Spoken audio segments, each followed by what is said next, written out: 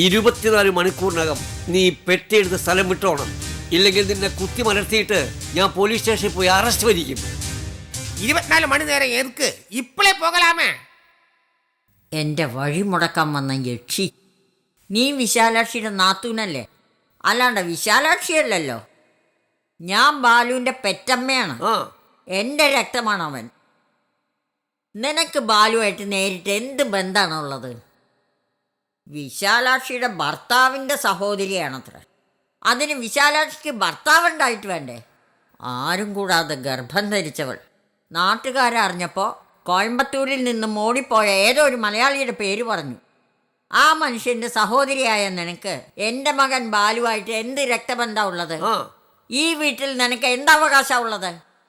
സുശീല ആന്റിക്ക് ഈ വീട്ടിലുള്ള അവകാശം എന്താണെന്ന് ഞാൻ കാണിച്ചു തരാം.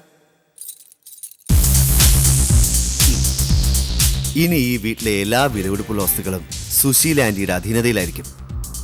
എന്റെ മരണം വരെ ഞാൻ സുശീല ആന്റി പറയുന്നത് എന്തും അനുസരിക്കും. ഇത് സത്യം. ആലീസ്, ഇനി നീ വിദ്യയെ പോലെ നോക്കി നിന്നിട്ട് കാര്യമില്ല. ആ താക്കോൽ കൂടെ നിന്റെ കയ്യിലായിരിക്കേണ്ടത്. അത് പിടിച്ചു വാങ്ങിച്ചിട്ട് അവിടെ കരണത്തൊന്ന് കൊടുക്ക. താക്കോൽ കൂട്ടം തരാൻ തയ്യാറായില്ലെങ്കിൽ ഞാൻ അവളെ കുത്തി വളർത്തുക തന്നെ ചെയ്യും.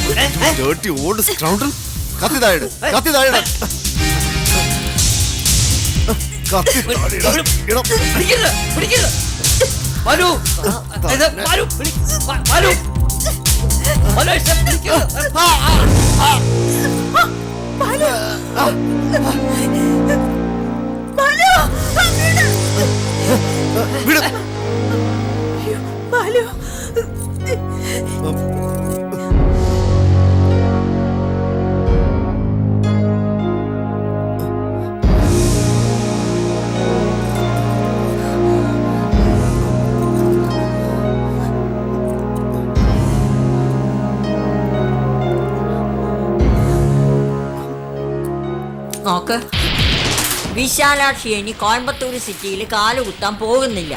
ആ വിവരം മനസ്സിലാക്കി തന്നെയാണ് ഞങ്ങളൊക്കെ ഇവിടെ വന്നിരിക്കുന്നത്. ഇനി ഈ വീട് ഞാൻ ഭരിക്കും. ഞാനാണ് ബാലുവിൻ്റെ അമ്മ. മര്യാദയ്ക്ക് താക്കോൽ കൂട്ടം ഇങ്ങോട്ട് തൊട്ടുപോയതോടെ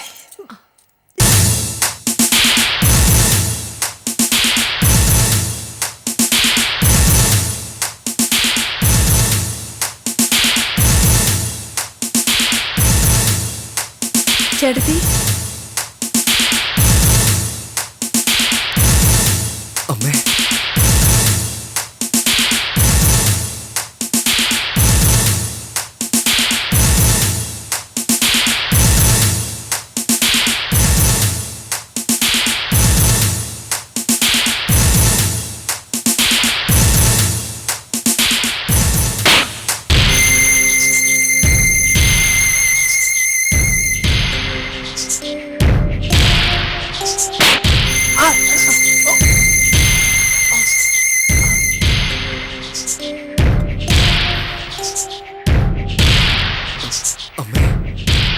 അതെ, ഞാൻ നിന്റെ അമ്മ തന്നെയാ.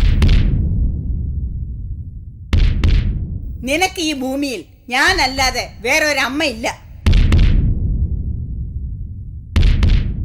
ഞാൻ കോയമ്പത്തൂർ വിട്ടു പോയതും ചെന്നൈയിൽ നീ വന്നപ്പോ കാണാൻ തയ്യാറാവാഞ്ഞതും നിന്റെ നന്മയ്ക്ക് വേണ്ടിയാ.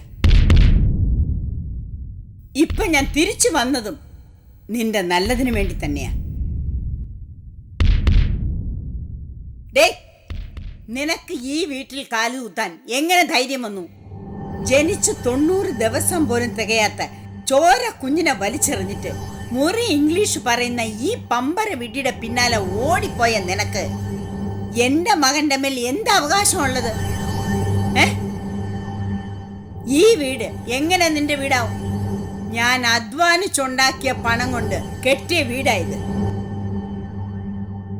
മറ്റൊരു പോംവഴിയില്ലാത്തതുകൊണ്ട് വന്നതാണ്. എൻ്റെ അപരാധങ്ങൾ പൊറുക്കണം. എന്തൊക്കെയായാലും എൻ്റെ രക്തമല്ലേ ബാലുവിന്റെ ശരീരത്തിൽ ഓടുന്നത്. Yes, blood is thicker than water.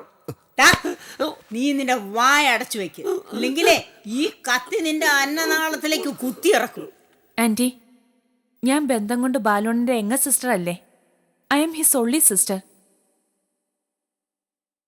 ഞാൻ ഒരു തെറ്റും ചെയ്തിട്ടില്ലല്ലോ. ഞങ്ങളെ തെരുവിലേക്ക് വലിച്ചെറിയരുത്. ആത്മഹത്യയല്ലാതെ മറ്റൊരു പോംവഴി ഞങ്ങളുടെ മുന്നിലില്ല. എന്റെ ജോലി നഷ്ടപ്പെട്ടിട്ട് 15 വർഷമായി. പെൻഷനുമില്ല. Please help us. എടാ ആൽഫ്രഡേ, ഓ എല്ലാരുടെ മുമ്പിലും കെട്ടുന്ന വേഷം നീ എന്റെ മുമ്പിൽ കെട്ടരുത്. ഇല്ല. നിന്റെ അനിയത്തി ലില്ലി ഫെർണാണ്ടസ് തൊട്ടടുത്ത സ്ഥലമായ ചിങ്കനല്ലൂരിലല്ലേ താമസിക്കുന്നത്? ഒരു മാസം നീ അവളുടെ കൂടെ പോയി താമസിക്കേ. விஷாலாட்சி அம்மாளை ஊரு விட்டே ஓடியாச்சு. நீங்கள் தைரியமா பாலு வீட்டுக்கு போங்கன்னு சொல்லி எங்களை இந்த வீட்டிലേക്ക് அனுப்பி வச்சத அந்த பெர்னாண்டஸ் அம்மாவதா? ബാലു, ഒരു മാസത്തിനകം ആലിസിനും കുടുംബത്തിനും താമസിക്കാൻ സാമാന്യം ഭേദപ്പെട്ട ഒരു വീട് വാങ്ങിച്ചു കൊടുക്കണം. ഈ പെണ്ണിനും അവളുടെ ഭർത്താവിനും ഓരോ ജോലി വാങ്ങിച്ചു കൊടുക്കണം. നമ്മുടെ കമ്പനിയിൽ വേണ്ട, അത് ശരിയാവില്ല. അന്നപൂർണ, നീ ഇതൊന്നും അർഹിക്കുന്നില്ലെങ്കിലും എൻ്റെ മകൻ നിന്റെ മരണം വരെ നിന്നെയും കുടുംബത്തെയും സഹായിക്കും. പെട്ടിയും ബാഗും എന്തെങ്കിലും കൊണ്ടുവന്നിട്ടുണ്ടെങ്കിൽ അതെല്ലാം എടുത്ത് വേഗം സ്ഥലം വിട്. എന്റെ ചേട്ടത്തി,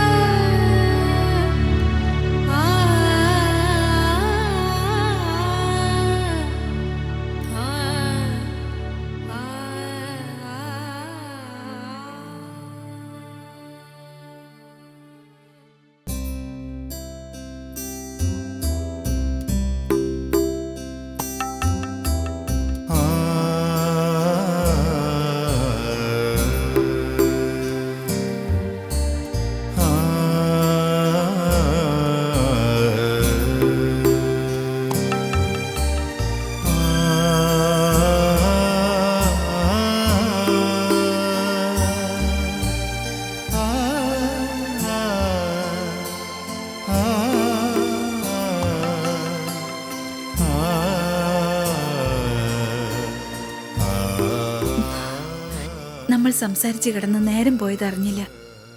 ഇപ്പോൾ 2 മണിയെങ്കിലും ആയി കാണും. എത്ര നാളുകൾക്ക് ശേഷമാണ് നമ്മളിങ്ങനെ ഒരുമിച്ച് ഉറങ്ങുന്നത്. ഇനി ചേട്ടത്തി ഇവിടെ തന്നെ താമസിക്കണം, അതോ ചെന്നൈയിലേക്ക് ചെല്ലാമെന്ന് ജയചന്ദ്രന് വാക്ക് കൊടുത്തിട്ടുണ്ടോ? എൻ്റെ ജീവിതം പൂർണ്ണമായതുപോലെ ഒരു തോന്നല്.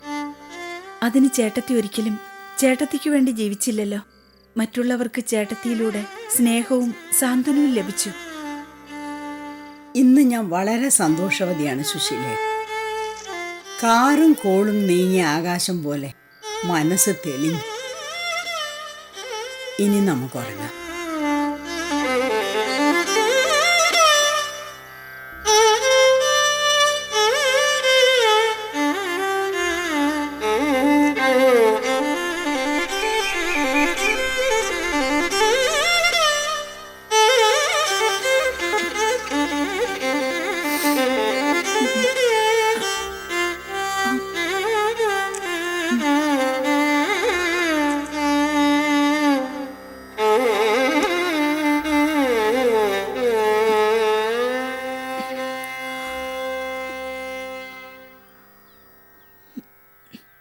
ചേട്ടത്തി,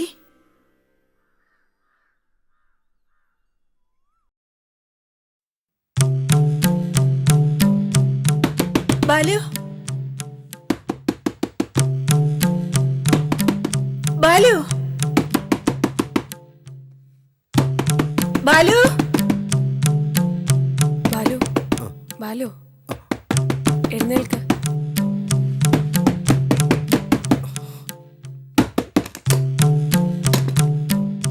ആന്റി ചേട്ടത്തെ കാണാനില്ല. ഏ? നിന്റെ അമ്മയെ കാണുന്നില്ല. മുറിയിൽ ചേട്ടത്തിയുടെ സൂട്ട് കേസും ഇല്ല. ഇന്നലെ രാത്രി 2 മണിവരെ ഞങ്ങൾ പഴയ കാര്യങ്ങൾ സംസാരിച്ചു കിടന്നു. ഉണർന്നു നോക്കിയപ്പോ ചേട്ടത്തെ കാണുന്നില്ല.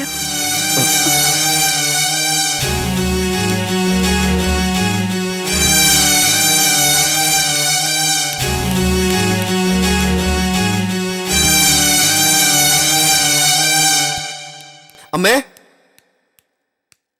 അമ്മേ ചേട്ടത്തി, അമ്മേ, ചേട്ടത്തി, അമ്മേ,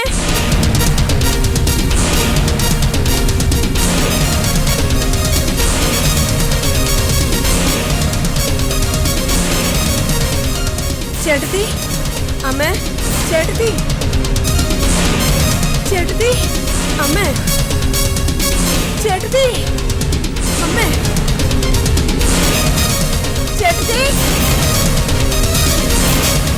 ചേട്ടത്തി, ചേട്ടത്തി, അമ്മേ. എന്നാ ബാലു? അമ്മ ഫോൺ ഓഫ് ചെയ്തു. ഈ ചേട്ടത്തി എവിടെ പോയി?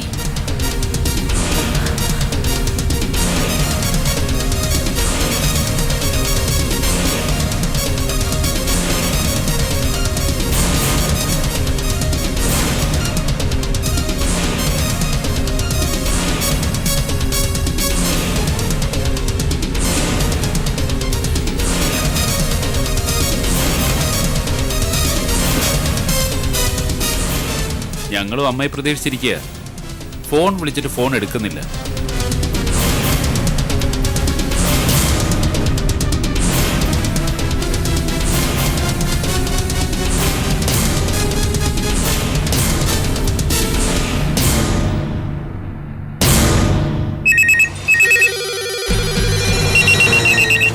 ഇല്ല, ഒരു വിവരവുമില്ല. ഞാൻ ശ്രമിക്കുന്നുണ്ട്. യെസ്. മുരുക, ഇത് ബാലുവാണ്. അമ്മ അവിടെ വന്നിട്ടുണ്ടോ?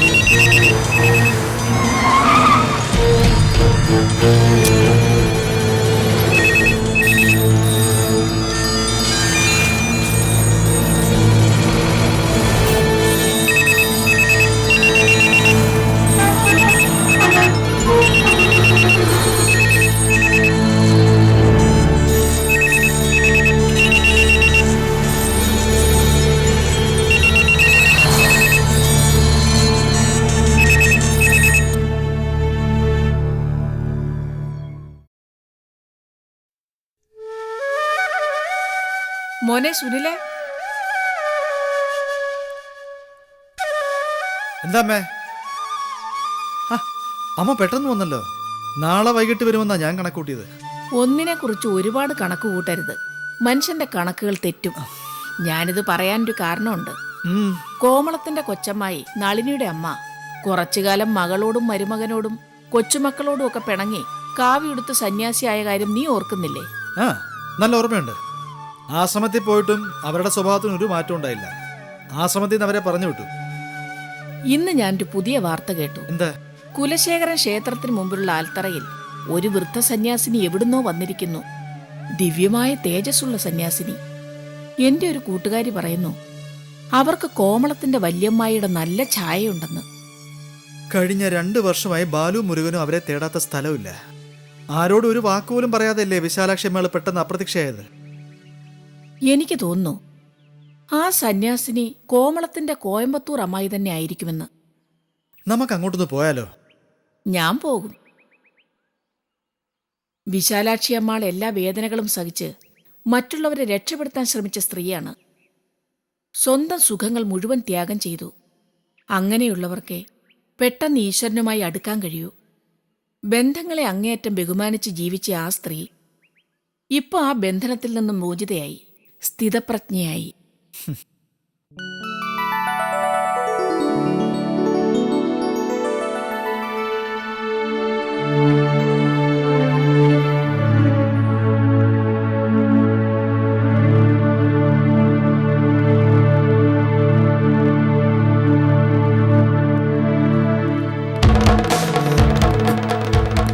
അമ്മേ അമ്മേ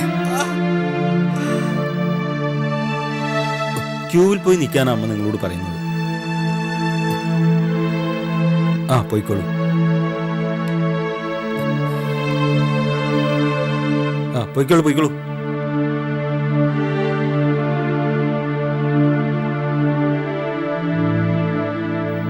അമ്മേ ഞാൻ അമ്മയാണ്, പക്ഷേ നിങ്ങൾ രണ്ടുപേരുടെ മാത്രം അമ്മയല്ല, ഇവിടെ കൂടി നിൽക്കുന്ന എല്ലാവരുടെയും അമ്മയാണ്.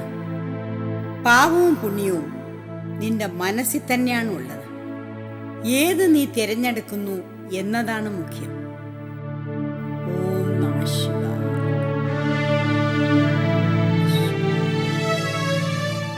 അതും പൂർണ്ണം, ഇതും പൂർണ്ണം. പൂർണ്ണത്തിൽ നിന്നും പൂർണ്ണമുണ്ടാവുന്നു. പൂർണ്ണത്തിൽ നിന്നും പൂർണ്ണം എടുത്താൽ പൂർണ്ണം തന്നെ അവശേഷിക്കുന്നു. ആ പൂർണ്ണത്തെയാണ് നാം ബ്രഹ്മം എന്ന് വിളിക്കുന്നത്. നീയും ബ്രഹ്മം, ഞാനും ബ്രഹ്മം. അഹം ബ്രഹ്മാസ്മി, ഞാൻ ബ്രഹ്മമാവുന്നു.